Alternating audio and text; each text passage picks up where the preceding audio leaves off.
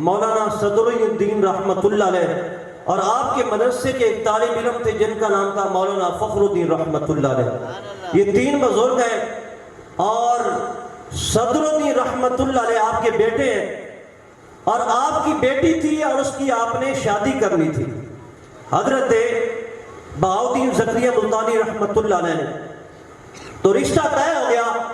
سوچا کہ مدرسے کا طالب علم ہے اور عالم دین ہے، تو کیوں نہ ہو میں اپنی بیٹی کا رشتہ عقد نکاح جو ہے وہ مولانا فخر الدین رحمۃ اللہ علیہ سے کر دوں۔ یہ آپ نے طے کر لیا۔ بات چل رہی تھی، ایک روز نماز ظہر کے وقت شیخ صاحب نماز پڑھا رہے تھے، تو یہ مولانا صاحب جو تھے یہ آئے اور انہوں نے سوچا کہ نماز ابھی لمبی ہے، رکعت ابھی تک پوری نہیں ہوئی پہلی، تو کیوں نہ ہو میں اپنے دامن کے ساتھ اپنے آپ کو ہوا دے لوں۔ سمجھے بات کو؟ کیوں نہ ہو میں اپنے دامن سے اپنے آپ کو ہوا دے کر پسینہ خشک کر لوں۔ یہ آپ نے معاملہ دیکھا حضرت صدر الدین رحمۃ اللہ علیہ نے، جو شیخ صاحب کے بیٹے تھے۔ آپ آئے، یہ دیکھا، آپ نماز شروع کر دی۔ جب نماز سے فارغ ہوئے رات کو بیٹھے تو مشورہ کرنے لگے اپنے بیٹے سے، کیا اپنی بیٹی کا اور آپ کی بہن کا نکاح مولانا سے کر دیا جائے؟ ہمیں بھی دیکھنا چاہیے جب کسی اپنی بیٹی کا رشتہ کرنا ہے یا بیٹے کا رشتہ کرنا ہے تو جس کے ساتھ رشتہ کرنا ہے کیا وہ شریعت کے مطابق بھی ہے یا نہیں۔ میں نے بڑے لوگوں کو دیکھا ہے اپنی بیٹی کا نکاح یا اپنی بیٹی کا نکاح ایسے چرشی شرابی بندے سے کر دیتے ہیں، بعد میں ساری زندگی روتے رہتے ہیں اور کہتے رہتے کہ ہم نے کتنا برا کر دیا کہ اپنی بیٹی کو ہم نے کسی شرابی آدمی کے ساتھ بیاہ دیا۔ صرف ہم دیکھتے ہیں اس کی جائیداد کتنی ہے، جبکہ نبی پاک علیہ السلام نے فرمایا جب کسی سے نکاح کرنا ہو تو تم حسن دیکھا کرو، اس کا کردار دیکھا کرو، اس کا نسب دیکھا کرو، یہ چیزیں دیکھی کرو۔ ہم مال دیکھ لیتے ہیں، حسن دیکھ لیتے ہیں، لیکن اس کی دینداری نہیں دیکھتے۔ تو یہاں پر مشورہ ہوا تو ہم اپنے بچوں سے مشورہ بھی نہیں کرتے، جبکہ مشورہ کرنا سنت ہے۔ اور نبی پاک علیہ السلام کو خود خلاق کے عالم نے فرمایا محبوب یہ جو تیرے آپ کے دروازے پر غلام بیٹھتے ہیں ان کے ساتھ مشورہ کر لیا کریں۔ اور مسلمانوں کے حقوق میں سے یہ چھٹا حقوق ہے جو ایک روایت میں 5 نبی پاک علیہ السلام نے حقوق بتائے۔ جب بیمار ہو جائے تو عیادت کرنا، دعوت دے تو دعوت قبول کر لینا، کوئی فوت ہو جائے تو جنازہ، یہ جو حقوق بتائے، چھینک آئے تو اس کا جواب دینا۔ دوسری روایت میں چھٹا حکم نبی پاک علیہ السلام نے فرمایا یہ حق ہے کہ اگر وہ مشورہ طلب کرے تو اس کو اچھا مشورہ دیا جائے۔ گرامی قدر نبی پاک علیہ السلام کہ اس غلام نے اور اس عظیم مرد مجاہد نے اپنے بیٹے سے مشورہ کیا کیا ہم اپنی بیٹی کا اور آپ کی بہن کا نکاح عقد اس عالم دین سے کر دیں؟ تو انہوں نے کہا بیٹے نے ابا جان اگر میری مانتے ہیں تو اس کے ساتھ نکاح نہ کریں۔ فرمایا کیوں؟ عالم دین ہے، ہماری یونیورسٹی کا فاضل ہے۔ تو فرمایا ٹھیک ہے سب کچھ ہے، لیکن آج زور کے وقت میں نے اس کو دیکھا، اس کو دنیا کی گرمی محسوس ہو رہی تھی لیکن آخرت کی گرمی کا فکر نہیں تھا۔ اس کو آخرت کی گرمی کا فکر نہیں تھا، دنیا کی گرمی کا فکر تھا، اور اپنے پسینے کو خشک کر رہا تھا۔ یہ نہیں چاہ رہا تھا پسینہ رہتا رہے، جسم کے ساتھ لگا رہے یا جسم سے نکلتا رہے، لیکن اس نے نیکیوں کو جانے دیا اور پسینے کو خشک کرتا رہا۔ تو ہم اپنی بہن کا نکاح اس بندے سے نہیں کریں۔ تھا وہ عالم دین، باعمل اللہ تعالیٰ ہمیں عالم دین بنائے اور بننے کی توفیق عطا فرمائے۔ گرامی قدر مولانا فخر الدین رحمۃ اللہ علیہ مایوس ہو کر چلے گئے، اپنے علاقے میں گئے تو ایک بزرگ ملے، انہوں نے فرمایا مولانا ایک رشتہ آیا ہے، اگر آپ چاہیں تو آپ کا نکاح کر دیں۔ تو علامہ صاحب نے مولانا صاحب نے کہا نہیں بابا جی میں چاہتا ہوں پہلے میں اپنی اصلاح کر لوں، میں اپنی تربیت کر لوں، اس کے بعد میں نکاح کروں گا۔ تو آپ رحمت اللہ علیہ نے فرمایا بزرگوں نے ایسا نہ کرے، رشتہ بہت اچھا ہے، حافظ قرآن ہے، بیٹی حافظہ ہے، عالم دین ہے، عالمہ بھی ہے، علم دین سے تعلق ہے، اور وہ 5 وقت نماز پڑھنے والی ہے۔ اگر آپ میری مانے مشورہ دے رہا ہوں نکاح کر لیں بہت فائدے ہوں گے۔ کہا ٹھیک ہے، اصلاح بھی ساتھ ہوتی رہے گی۔ جناب خلاق عالم کے فضل سے نکاح ہو گیا، شادی ہو گئی۔ 1 سال بعد خلاق عالم نے خوبصورت بیٹا عطا فرما دیا۔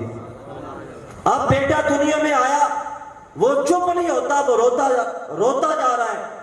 جناب دم کروائے، دوائی لی، بڑا کچھ کیا، لیکن رب نے شفا نہ دی۔ وہ مسلسل روتا جا رہا ہے۔ گرامی قدر بیٹے کو اٹھایا اور لے کر کسی بزرگ کے پاس گئے، کہا اس کو دم کر دے۔ بابا جی نے اپنے لبوں کو اس بچے کے کان کے قریب کیا اور زیر لب کچھ پڑا اور بچہ خاموش ہو گیا۔ ویسے سبحان اللہ بنتا ہے اگر کہہ لیتے ہیں۔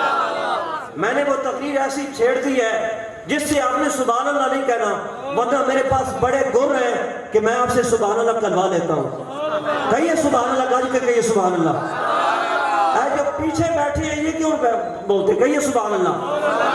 گرامی قدر وہ مولانا صاحب نے اپنے بیٹے کو اس بابا جی کے پاس لے گئے، اس نے زیر لب کان کے قریب کچھ پڑا، بچہ خاموش ہو گیا۔ اس بابا جی نے فرمایا اس عالم دین سے پتہ کیا وجہ ہے؟ میں نے اس کے کان کے قریب اور کچھ نہیں پڑھا، میں نے تو صرف قرآن پاک کی ایک آیت پڑھی، چپ ہو گئے۔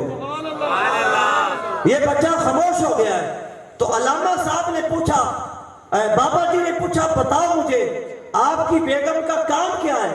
اس بتایا عالم دین نے میری بیگم کا کام یہ ہے کہ جناب وہ تہجد کے وقت اٹھتی ہے اور جب تک فجر کی اذان نہیں آتی وہ قرآن پاک کی تلاوت کرتی رہتی ہے، اور پھر نماز پڑھنے کے بعد کھانا بناتی ہے تو پھر بھی قرآن پاک کی تلاوت، سارا دن اس کا قرآن کی تلاوت میں گزر جاتا ہے۔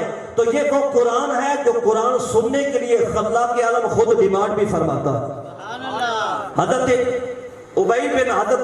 ابی بن کعب رضی اللہ تعالیٰ عنہ یہ جا رہے، نبی پاک علیہ السلام ان کے گھر کے قریب سے گزرے، نبی پاک علیہ السلام کھڑے ہو کر قرآن پاک سننے لگ پڑے اور بڑی خوبصورت آواز تھی۔ جب آپ چلے گئے نبی پاک علیہ السلام قرآن سنتے سنتے، فجر کی نماز ہوئی، حضرت ابی بن کعب آئے، نماز پڑھی، میرے آقا نے فرمایا ابی کھڑا ہو جا۔ آقا کیوں؟ فرمایا میرا خدا فرماتا ہے ابی جب آئے تو اسے کہنا میرا قرآن مجھے سنائے۔ تو ابی کہنے لگے آقا کیا میرا نام میرے خدا نے لیا ہے؟ توجہ کیا نام نے، کیا میرا نام خدا نے لیا ہے؟ تو میرے آقا علیہ السلام نے فرمایا ہاں ابی، خلاق عالم نے تیرا نام لیا ہے۔ پتہ چلا جو محبت سے، جو ذوق سے، جو شوق سے، جو عمل پیرا ہونے کی خاطر راتوں کو اٹھ کر رب کا قرآن پڑھتا ہے، رب بھی اس کا ذکر فرماتا ہے، رب بھی اس کا ذکر کرتا ہے۔ تو خلاق عالم کہ وہ بزرگ اور وہ نیک بندے، انہوں نے جب زیر لب آیتیں پڑھی تو اس سے پوچھا عالم دین سے تیری بیوی کرتی کیا؟ تو بتایا اس کا کام جو ہے یہ سارا دن قرآن پڑھتے پڑھتے گزر جاتا ہے۔ تو بابا جی نے فرمایا پھر بات یہی ہے کہ اب جو دن ہے، ایام، یہ اس کے ناپاکی کے تھے اور وہ قرآن کی تلاوت نہیں کر سکتی تھی۔ یہ 9 منتھ اپنی ماں کے پیٹ میں رہا ہے، تو یہ بھی ڈیمانڈ کر رہا ہے کہ کب وہ وقت آئے گا میری ماں مجھے قرآن سنائے اور میں خاموش ہو جاؤں۔ جس بچے کی 9 مہینے یہ عادت بنی رہی ہے کہ سارا دن اور رات قرآن سنتا رہا، اب وہ ڈیمانڈ کر رہا ہے، تقاضا کر رہا ہے کہ کب وہ دن آئے کہ میری ماں مجھے قرآن سنائے تو میں خاموش ہو جاؤں۔ تو یہ ہے اچھا رشتہ۔ اگر اس طرح کا رشتہ لیا جائے اور اس طرح کی ڈیمانڈ کی جائے تو گھر میں بھی برکتیں ہوتی ہیں، گھر میں بھی خوشیاں ہوتی ہیں، دونوں کام ہوتے ہیں۔ آپ خوبصورتی سامنے رکھیں، آپ حسن و جمال سامنے رکھیں، مال والی خاتون آپ سامنے رکھیں، لیکن اس کے ساتھ ساتھ سب سے پہلے فرنٹ پہ کیا چیز ہونی چاہیے؟ وہ ہونی چاہیے کیا دین کا بھی تقاضا ہے، باپردہ بھی ہے، شریعت کو بھی وہ فالو کرتی ہے یا نہیں کرتی۔ اگر دین کی دھجیاں اڑانے والی ہے اور میری مرضی میرا جسم کہنے والی ہے تو پھر اس کے ساتھ تعلق نہ جوڑے، بلکہ اس کے ساتھ تعلق ہونا چاہیے جو کہے مرضی تو میری ہے اور شریعت خدا کی چلے گی۔ تو جو شریعت کی پاسداری کرنے والا چاہے نوجوان ہو بیٹی کی شادی کرنی ہے تو نوجوان کو دیکھیں جو دین کے تقاضے کے مطابق زندگی گزارنے والا ہے، اور اگر بیٹی کی شادی کرنی ہے تو اس کو بھی دیکھیں کہ معاملات کیا ہیں، گھرانہ